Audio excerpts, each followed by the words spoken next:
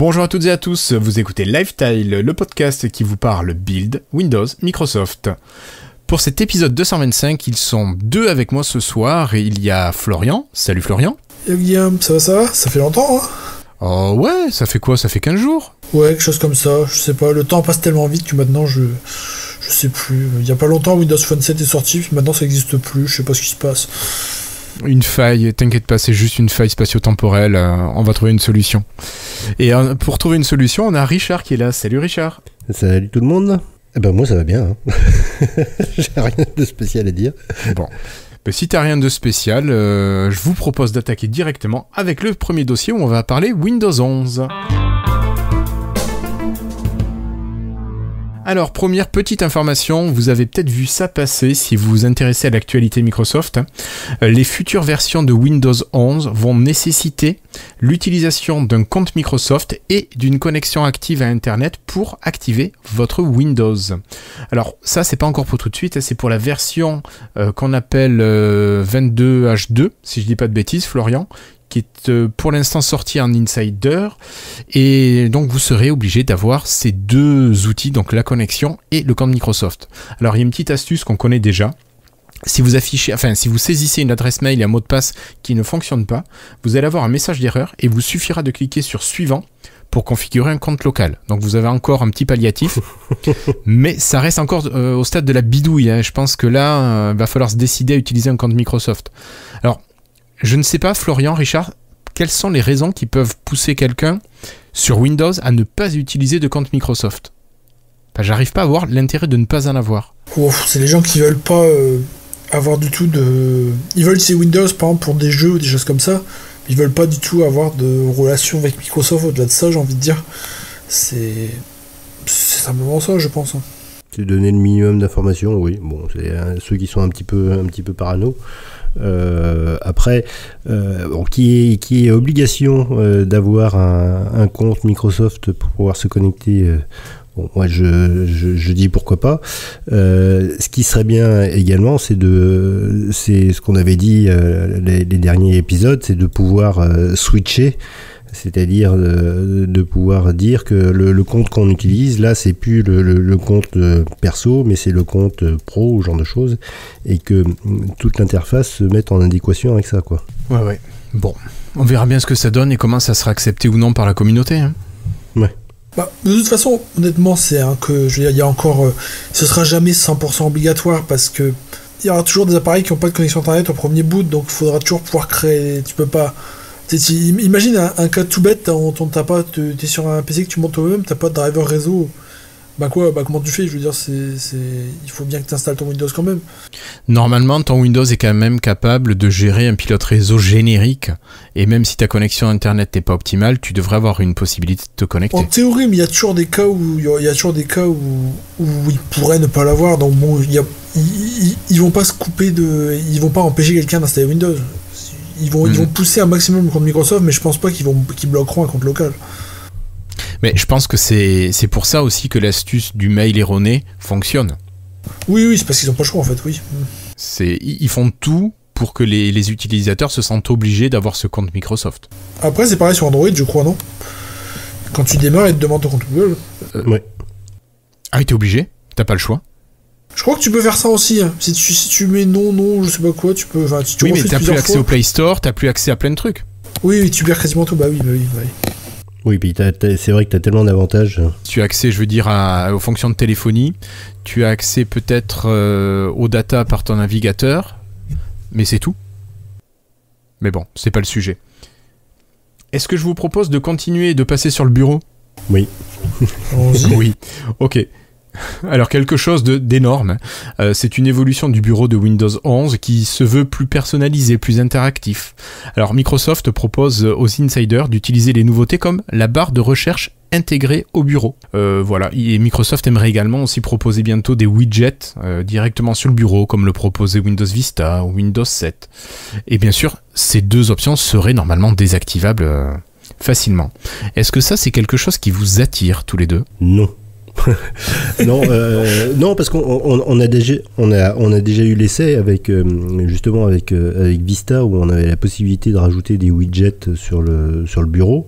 Bon, ça a amusé au début. Et puis, enfin, je sais pas vous, mais bon, à part la météo. Ouais, 5 minutes. Voilà, pas plus. À part la météo qu'on avait ou ce genre de choses, très vite, on enlevait tout, quoi.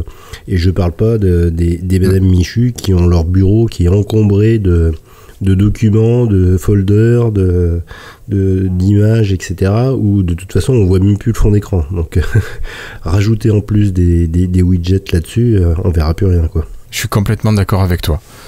J'ai rien de plus à dire. Je crois que tu as tout dit. Il faut lutter contre les méthodes. Moi, non, je pense tout a été dit. Moi, ce qui me fait juste rire, c'est que, encore une fois, c'est un beau bazar façon Microsoft, parce qu'il y a la team Edge qui a développé la semaine dernière la barre d'outils Edge, qui est une barre gérée par Edge qui s'affiche, une barre de recherche gérée par Edge qui s'affiche sur le bureau. Et dans la bulle de Windows suivante, Windows a ajouté sa propre version de la même chose intégrée à Windows en widget. C'est bizarre, je sais pas, ça me fait rire, c'est exactement la même chose, mais développé 2 fois par 2 teams différentes. Ouais, c'est vrai que cette barre de Edge, il l'avait mis dans la version Canary il y a un certain temps, là.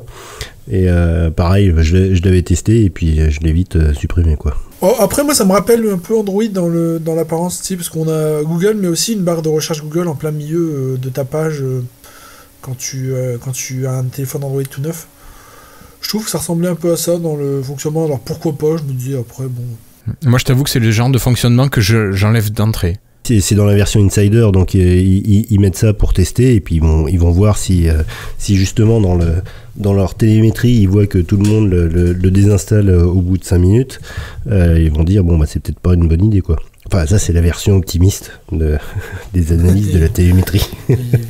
Oui, c'est sûr. Mais c'est vrai que par rapport au widget, je me souviens, moi, j'ai regardé 10 minutes à l'époque, le truc qui montait la vitesse de ton processeur utilisé, là. Ah oui, oui.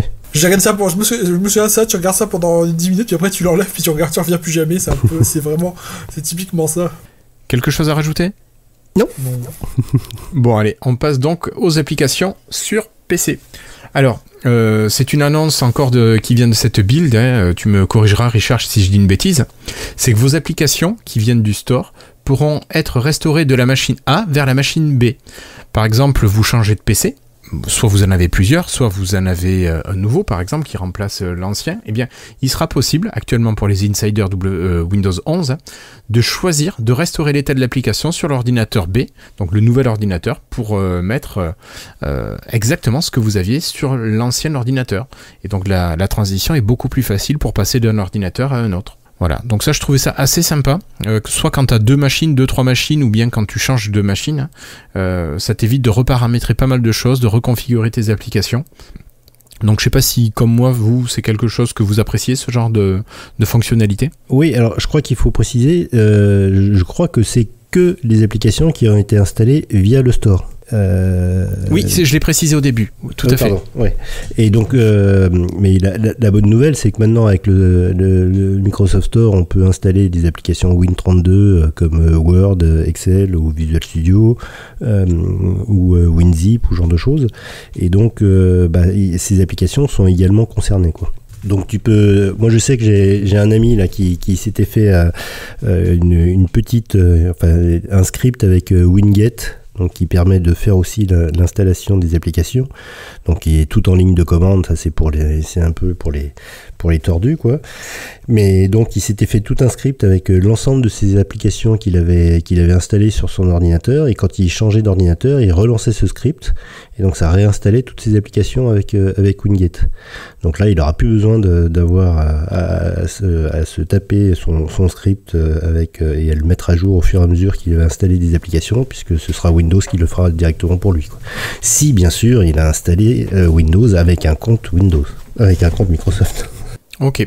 Florian, tu veux réagir à ça ? Non, à part que je comprends pourquoi ça a mis si longtemps à revenir. On l'avait sur Windows Phone au tout début, la réinstallation d'applications du store automatiquement. Et puis ils l'ont enlevé, genre je crois, sous Windows 10, et puis c'est revenu, là ça revient 5 ans après.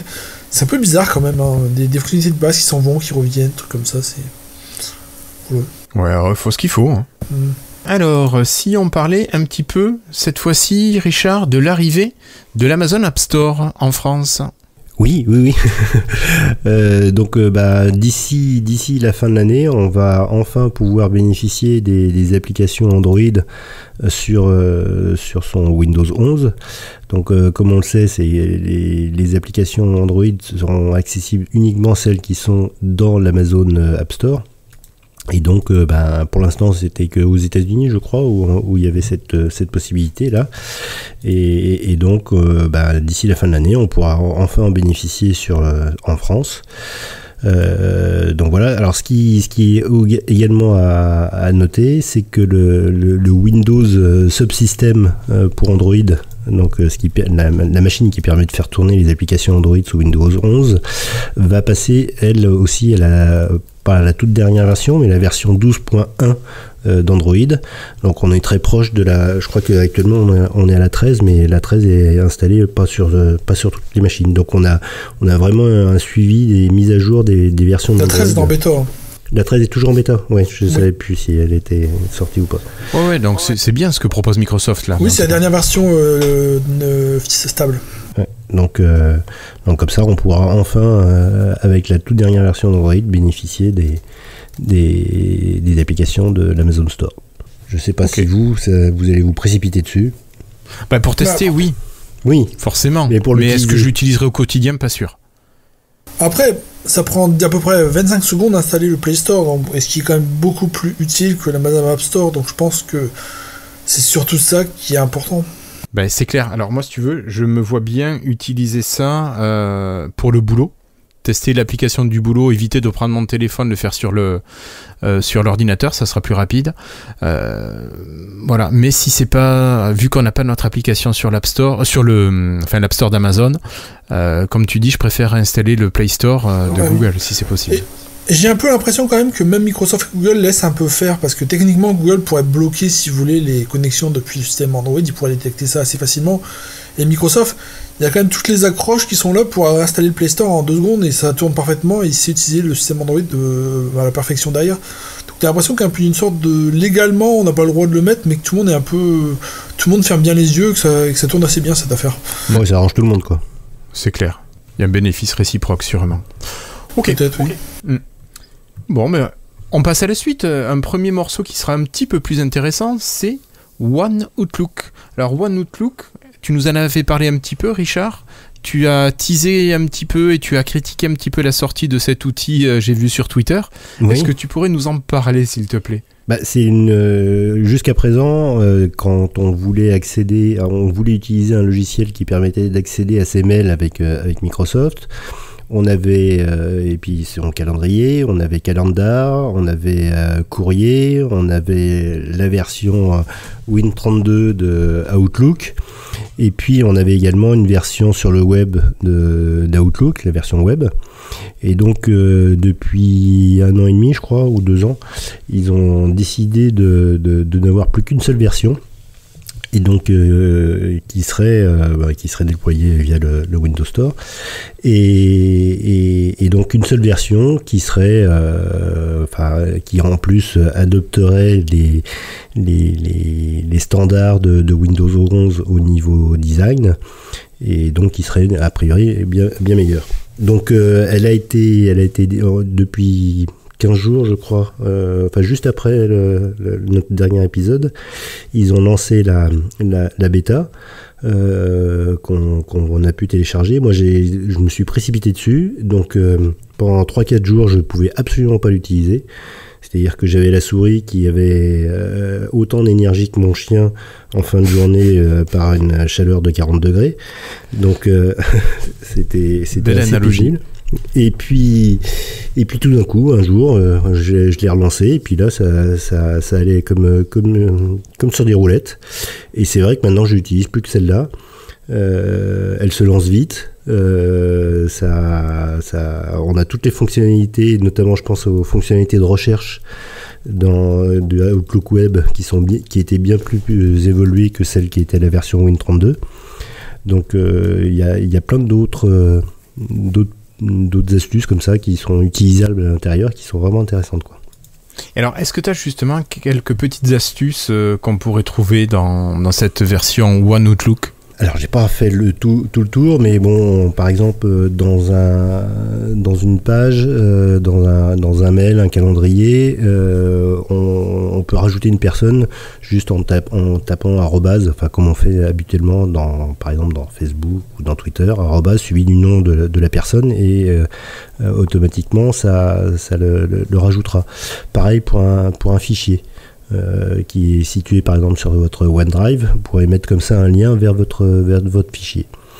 Okay. Et puis la chose aussi qui est très importante, mais pour l'instant qui n'est pas fonctionnelle, qui apparaît mais grisée, c'est ce dont on avait parlé la dernière fois, c'est-à-dire de Microsoft Loop, donc la possibilité d'ajouter des composants Loop à l'intérieur de ces mails. Dans les mails ou ailleurs d'ailleurs. Loop n'est pas réservé aux mails. Ok, mais moi j'ai pas pu le tester. Alors est-ce qu'il faut du Windows 11 en Insider ? Je pense que c'est peut-être non, parce que sur Windows 10, moi j'ai mon Office en Insider, mais je l'ai pas. Mais en fait il est pas lié. Enfin, ils le mettent en lien de téléchargement pour les gens qui sont Office Insider, mais c'est pas du tout lié à l'installation d'Office classique. En fait, c'est une application complètement à part. Tu peux télécharger l'installeur et le lancer en une seconde depuis, même sans avoir aucun Office installé sur ton PC. D'accord. L'application n'est pas du tout liée au Office Win32, ils ont juste mis un lien dedans. Donc, tu peux aller chercher le petit exe. En fait, c'est une application qui est semi-native, c'est-à-dire qu'en fait, tout ce qui est barre des tâches, barre de menu, c'est du native Windows 11.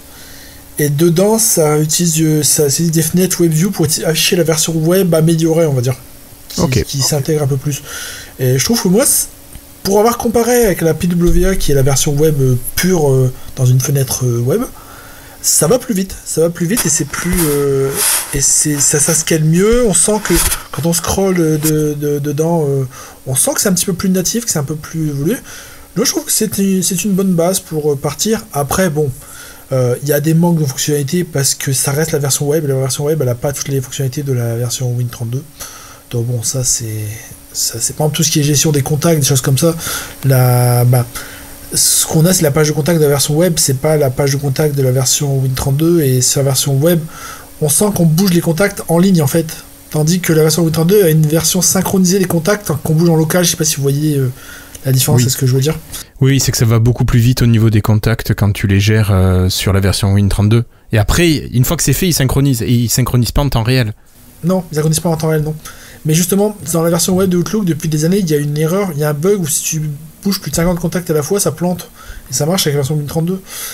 Donc, bon, moi, de temps en temps, je fais un peu de synchronisation entre mes contacts, entre Google et Microsoft. Et quand je synchronise tout, je sais que si c'est sur la version bureau, c'est toutes les autres, elles plantent. Après Win32, ça fait erreur.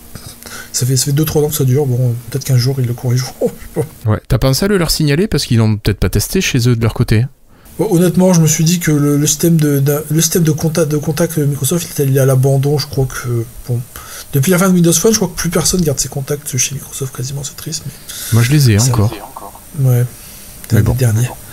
Et un autre avantage également, c'est qu'ils préparent vraiment le rendre multi-compte, parce que pour l'instant c'est seulement un compte Microsoft, qui est d'ailleurs un compte pro pour l'instant. Ils vont vraiment, donc il y a un petit bouton ajouter un compte, et ça écrit bientôt compatible avec Microsoft 365, Gmail, Yahoo, iCloud et plus. Donc vraiment ils veulent que ce soit un client pour tous tes emails, ce qui est une bonne chose. Ouais. Ok. Est-ce que, Richard, tu as autre chose à nous proposer ? Oui, il y a le One Outlook, il y a également le nouveau OneNote.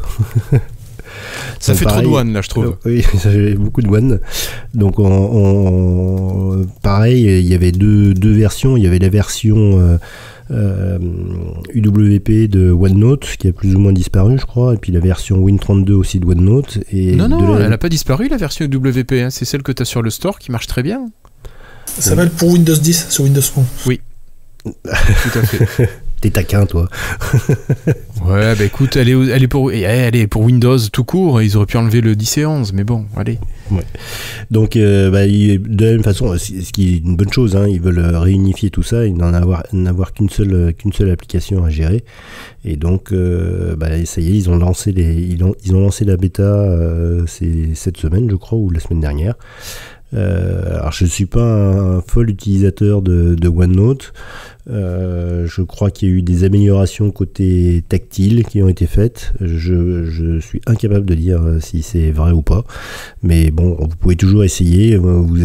Si vous avez OneNote, vous allez dans le petit haut-parleur là qui est tout à fait en haut à droite dans la barre de menu, et vous cliquez dessus et vous essayez d'activer la nouvelle fonctionnalité, quoi. Et peut-être que vous aurez la chance de pouvoir le faire, pas comme certains qui ne peuvent pas et qui connaissent plutôt bien OneNote. Tant pis. Voilà, j'attends de pouvoir le tester. Ouais. La grande différence que j'ai vue pour des gens qui ont ça sur Reddit, parce que moi j'étais sur 4 PC à la fois et il veut pas me le laisser rentrer, je sais pas pourquoi, il est méchant. C'est que ils ont refait l'interface pour être un peu plus proche justement de l'UWP, avec ce concept d'avoir les menus, plus de menus sur la gauche plutôt que tout en haut comme c'était dans l'application Win32. Ouais. Moi j'avoue que c'est ce qui fait que j'utilise pas la version Win32. J'utilise encore le WP parce que je m'y perds dans la version Win32. Donc quand t'as connu OneNote avec la version Win32, forcément t'as des repères. Bah oui, c'est pour problème inverse. Oui, je comprends. C'est quand tu t'es habitué à l'une, après tu as du mal à passer à l'autre. Et je crois que Microsoft va avoir un petit peu de mal à parce qu'ils veulent unifier les deux en une, à garder tout le monde content, parce que il y a plein de monde comme moi qui reste sur le WP parce qu'ils préfèrent cette interface là. Et comme tu dis, il y a tous les gens qui sont là depuis 10 ans sur le OneNote Bureau. Et je sais pas comment ils vont faire pour contenter tout le monde à voir, on verra bien. Alors moi j'ai switché, hein. Je ne lance le OneNote Bureau que pour quelques utilisations que n'a pas la fonction UWP, l'application UWP. Hein. Sinon tu utilises UWP toi ? Ah ouais, j'utilise UWP, ça doit bien faire 3-4 ans. Bah oui, mais il va mourir quasiment plus que UWP. Justement, il va mourir lui. Écoute, à un moment, c'était la version Win32 qui devait mourir. Oui, mais il change d'avis tous les 2 ans, je sais. Écoute, j'attends que ça meure. Tant que j'ai un OneNote, je m'y ferai. Voilà. J'ai convaincu tous mes collègues de boulot de s'y mettre. Je vais vous donner un scoop. Ils vont pas continuer à gérer la version UWP. Hein. Oui, ben non, l'UWP est mort, de toute façon. On a bien compris que Microsoft mettait fin à tout ça. Ouais. L'UWP, c'est le passé chez MS. Ouais. Mais je pense que, comme tu l'as dit, Richard, il s'inspire de... C'est Richard ou c'est Florian, je sais plus, qui a dit qu'il s'inspirait de l'esthétisme, de l'organisation de la version UWP sur la Win32, ouais. La future Win32. Mais bon, je pense qu'on aura le temps de la tester, Florian, d'ici peu, quand même, on devrait y avoir accès. Le jour où il met son trait. Oui, il nous laissera entrer. Bon allez, on va laisser OneNote de côté, puis on va laisser Richard nous parler un petit peu de la build qui a lieu en ce moment, qui se termine peut-être aujourd'hui ou demain. Demain, voilà. Alors, de quoi tu as entendu parler qui pourrait nous intéresser, qui pourrait intéresser nos auditeurs ? Oui, parce qu'il y a plein de choses qui vont pas les intéresser. Bah oui, je me doute. Alors, j'ai un gros morceau, et puis après, j'ai plein de petits morceaux. Vous voulez que je commence par quoi ? Par le gros ou par les petits ? Allez, comme tu veux, fais-toi plaisir. Florian, allez. Vas-y, le gros morceau. Oui, donc le gros, celui au niveau des différentes conférences qui ont eu lieu depuis le début de la build, on sent bien que Microsoft veut pousser Windows en ARM. Donc, je m'en doutais que c'était ça, c'est ça le gros. Moi, je suis déçu. Attends. Donc ils ont annoncé tout un tas de nouveautés pour Windows en ARM. Donc la première chose, c'est qu'il va y avoir sous peu tous les outils de développement qui vont basculer, qui vont être disponibles sous ARM. Donc on a des Visual Studio, des Visual Studio Code, du Visual C++, etc. Dans ces Windows en ARM, on a le WSL et le WSA, donc le subsystème Linux et le subsystème Android qui seront dispo. Et pour pouvoir tester tout ça, ils ont annoncé ce qu'ils appellent le projet Volterra. Donc ce sont des PC qui seront sous ARM, qui seront à disposition pour les développeurs, moyennant finance bien sûr, et donc qui leur permettront de pouvoir commencer à développer de façon active sous ARM. Donc il y a vraiment une grosse volonté de la part de Microsoft de pousser tout ça. Donc le projet Volterra ne prenait pas ça comme étant un nouveau PC, un nouveau Surface, une nouvelle version de la Surface, je sais plus comment elle s'appelle, là, celle qui était la Surface X. Oui, la Pro X. La Pro X, voilà. C'est pas une nouvelle version, c'est vraiment uniquement destiné aux développeurs. Et surtout... c'est un PC de bureau. Et c'est un PC de bureau en plus, c'est pas une Surface. Oui. Et qui peut, donc ils ont montré qu'ils pouvaient s'empiler, etc. Donc pour pouvoir tester de façon indépendante les uns des autres. Donc on a ces PC qui vont être bientôt disponibles. Et surtout, à l'intérieur de ces PC, il y a une puce, il y a un CPU, il y aura bien sûr un GPU, mais il y aura également un NPU. Donc c'est pour les Neural Process Unit, donc qui permettront de faire ce qui existe un petit peu chez Apple, et puis également certains téléphones Android qui ont donc des puces neuronales qui permettent de faire des calculs neuronaux au sein de votre PC en local, et ne plus avoir besoin de partir dans le cloud pour faire ce genre de calcul. Mm-hmm. Donc ça donc ils ont vraiment poussé sur ce point-là en disant voilà, vous pouvez faire votre développement et d'utiliser ce qu'ils appellent le cloud hybride, c'est-à-dire de pouvoir décider de faire les calculs neuronaux soit en local, soit de le déporter sur le cloud pour les faire là-haut. Et donc tout ça c'est basé sur un projet open source qui s'appelle Onyx. Alors c'est O2NX. Donc il y a un projet open source qui est supporté par Microsoft, Facebook et AWS.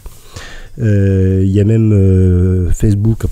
Meta, qui a annoncé tout à l'heure qu'ils adoptaient cette technologie pour toute leur approche d'intelligence artificielle dans le futur. Donc une grosse annonce de la part de Meta et puis pour Microsoft. Et ça fait un gros client en plus sur Azure, ouais.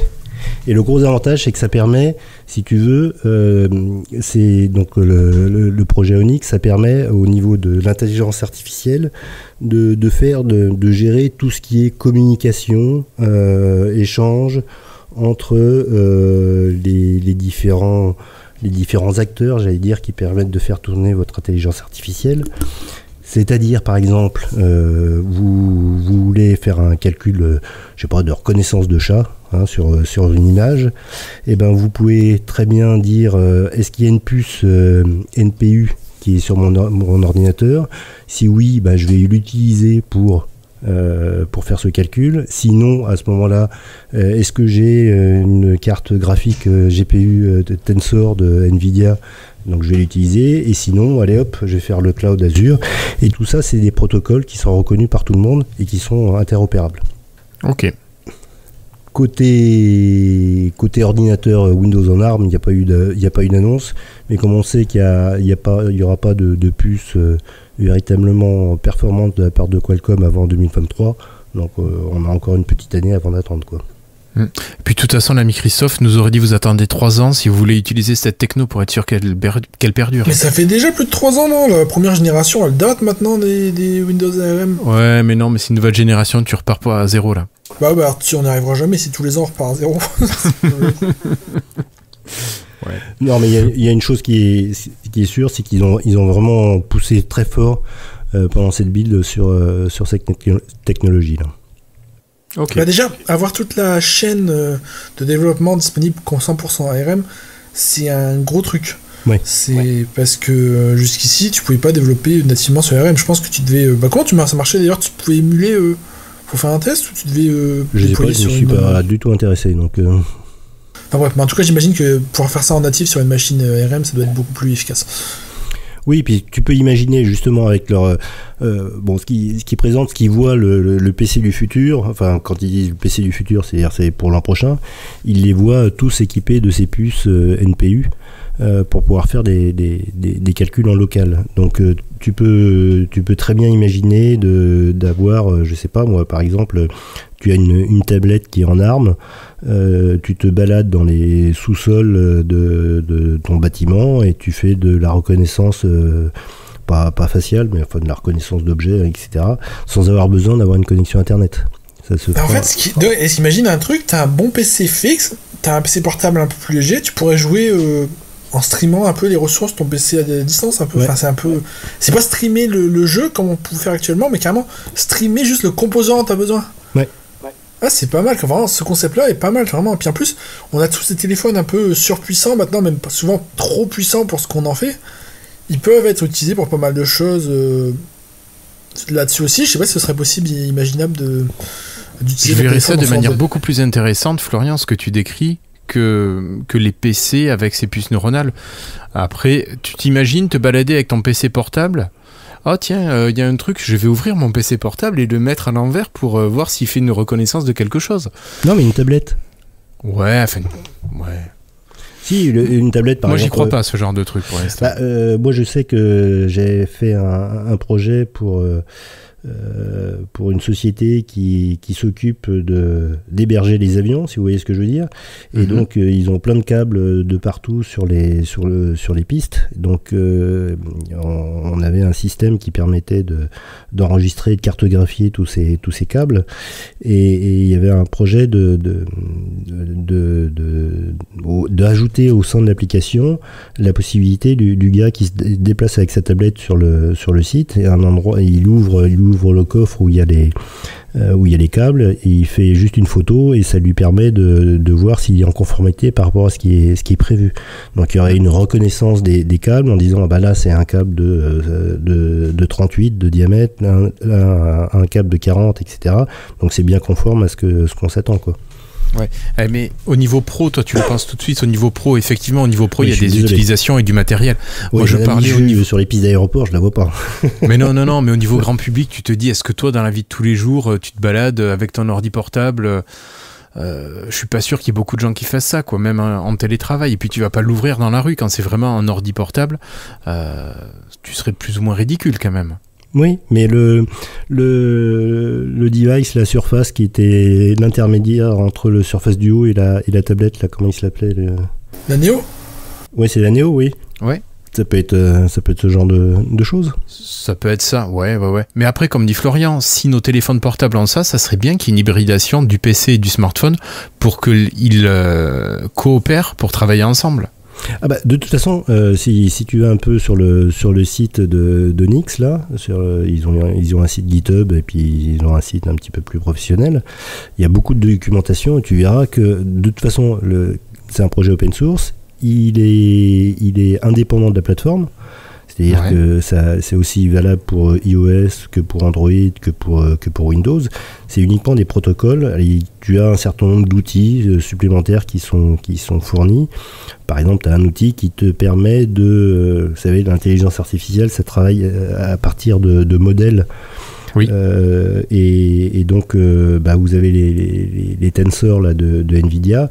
Vous avez un outil qui permet de transformer le modèle tensor en modèle compatible Onyx. Et donc, vous pouvez récupérer comme ça le travail qui a été fait avec les tensors et pour pouvoir l'intégrer à l'intérieur de votre application. Ouais. Ok, bon, on va voir ce qu'on nous propose avec ces nouveaux outils. Est-ce que tu aurais autre chose, Richard, à nous proposer ? Oui, alors maintenant, beaucoup plus concrètement pour Windows 11, on l'attendait, on en a discuté dans de nombreux épisodes concernant les widgets de Windows 11. Donc il y a eu l'annonce officielle comme quoi on aura la possibilité de créer des widgets. Et pour l'instant, c'est uniquement avec la technologie qu'on appelle les Adaptive Cards. Alors les Adaptive Cards, c'est quoi ? Alors c'est juste un fichier JSON, c'est un fichier texte qui décrit une interface, et cette interface peut aller récupérer des informations sur Internet. Donc imaginez une carte de météo par exemple. Vous dites dans cette carte, en haut je mets le nom de la ville, en dessous je mets l'icône de la météo du lendemain et du surlendemain. Donc voilà ce genre de choses qu'on pourra faire avec les widgets de Windows 11. Donc c'est quelque chose qui va arriver très prochainement, quoi. D'accord. Je comprends pas pourquoi on est en train de réinventer les tuiles en moins bien. Alors, ce qui est drôle, c'est que les les cartes là, les fameuses cartes, ça fait 7 ans qu'ils en parlent. Ça fait au moins 7 ans qu'ils en parlent. Dès le début, ils ont voulu en faire un projet open source, etc., donc qui était ouvert. Et pour l'instant, il n'y a que Microsoft il y a surtout Microsoft qui s'y intéresse, mais la sauce n'a pas l'air de prendre, quoi. Après, les tuiles, ça n'a jamais marché. Pourquoi ça marcherait ? C'est pareil, je veux dire. C'est pas tout à fait pareil, parce que les tuiles, ça te demandait d'avoir un affichage qui était dédié à ça, alors que là, ça peut se mixer avec ce qui existe déjà. Pour l'instant, tu les mets juste dans le menu des widgets, hein, tu les mets pas dans le... Oui, écoute, moi je suis pas non plus convaincu du tout par les widgets, mais je l'ai jamais été. Et en plus, il y a des désavantages certains à faire ça en web par rapport en natif comme avant. J'en ai déjà parlé une fois, je crois, mais par exemple, la tuile météo, elle détecte ta localisation via ton IP. Oui. Tandis que l'ancienne tuile, elle fonctionnait via l'application avec ton GPS. Donc la tuile météo, elle est 300 km à l'ouest pour moi, mais bon, voilà. Enfin, la nouvelle, pas la tuile, le widget météo, est 300 km à l'ouest. Ce qui est un peu dommage. Oui, t'as pas d'interaction avec le système. Bah oui. Si ce n'est quand l'utilisateur le demande. Enfin, le sollicite. Ensuite, dans les autres annonces, on avait parlé aussi de Teams. Donc, on avait dit qu'on avait la possibilité dans Teams de pouvoir rajouter des composants loop. Maintenant, il y a le SDK qui permet, ils l'ont appelé maintenant le Live Share for Teams, donc qui est la possibilité de créer ses propres composants qui sont basés sur des relais qui sont sur Azure et donc qui permettront de faire des interactions comme ça en collaboratif entre utilisateurs dans une conversation Teams par exemple. Donc on peut imaginer à peu près tous les scénarios qu'on veut.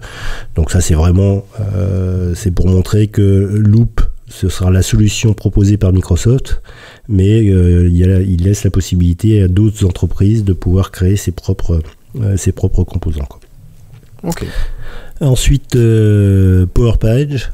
Alors PowerPage, pour faire simple, c'est en gros pouvoir créer son site web Wix en 200 mouvements. Pardon. Je disais oui, ok, c'est Wix, c'est quand même, on part sur un format particulier. Ouais, donc là ça permet de créer donc son site web, toujours pareil basé sur un certain nombre de composants, etc., visuels. Donc tout ça de façon interactive, très très jolie. Le gros avantage des Power Pages, c'est que il y a la possibilité d'interagir avec le Microsoft Graph et donc de pouvoir rajouter des informations qui proviennent de votre Outlook, de votre calendar, de votre OneDrive, enfin de tout ce qui peut exister à l'intérieur de Microsoft 365, quoi. Ouais. Donc c'est pour créer des intranets dans les entreprises. Ah, pour créer des intranets, ok, ouais, on n'est pas sur quelque chose de public là. Non. Ok. Voilà, j'allais te demander, est-ce qu'on a eu des présentations de types d'activités qui ont été faites, et voilà, donc un intranet. Ouais. Surtout, il y a peut-être possibilité de faire vis-à-vis du public, mais au niveau de l'interaction, je pense que ce sera assez limité, quoi. Ok, merci Richard. T'as encore un petit quelque chose ? Oui, alors après, très rapidement, ils ont présenté ce qu'ils appellent l'intelligence data platform. Donc c'est une façon unifiée de gérer les datas.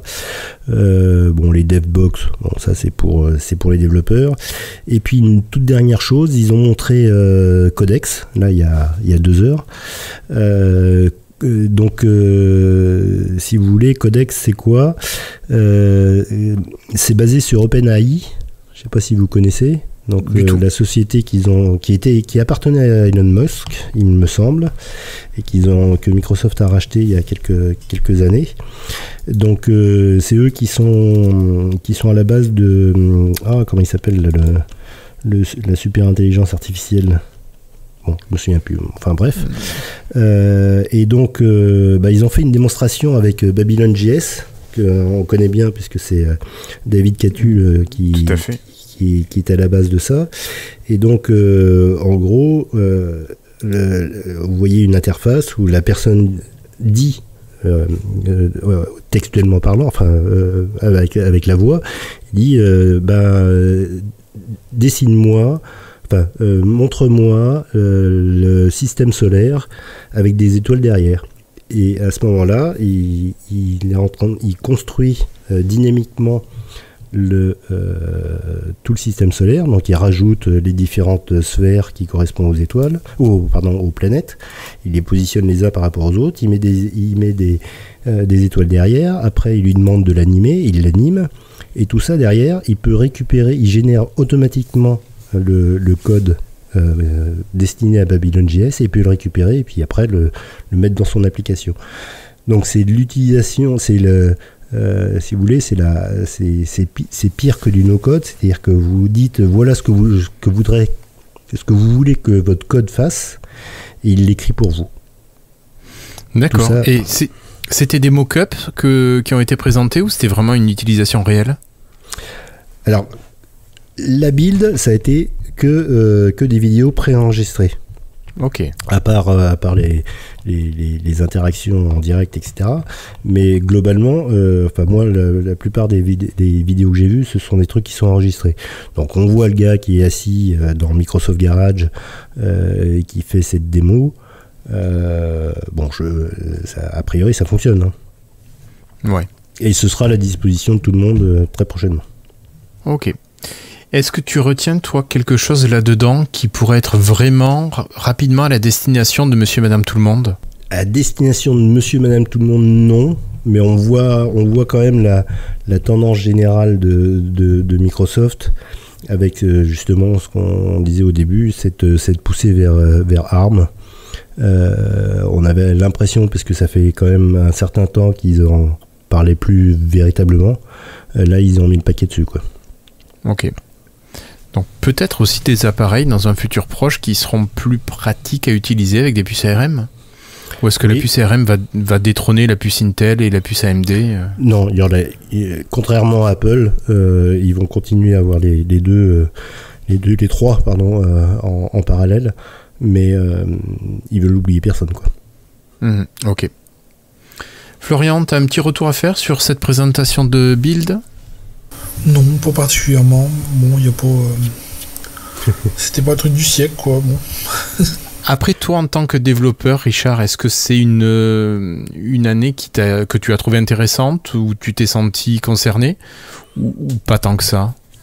Non, ce qu'il faut savoir, c'est une chose qui est sûre, c'est que depuis quelques années, Microsoft travaille beaucoup en open source, et donc avoir des surprises de leur part, c'est extrêmement difficile, quoi.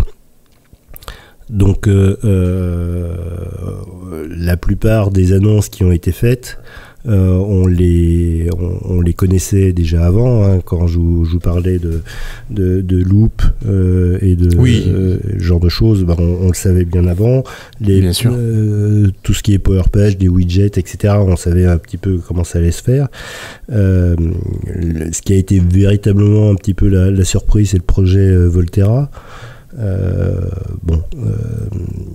Mais ce qui est intéressant, c'est de voir quand même quelle est la direction vers laquelle veut aller Microsoft, quoi. Ok.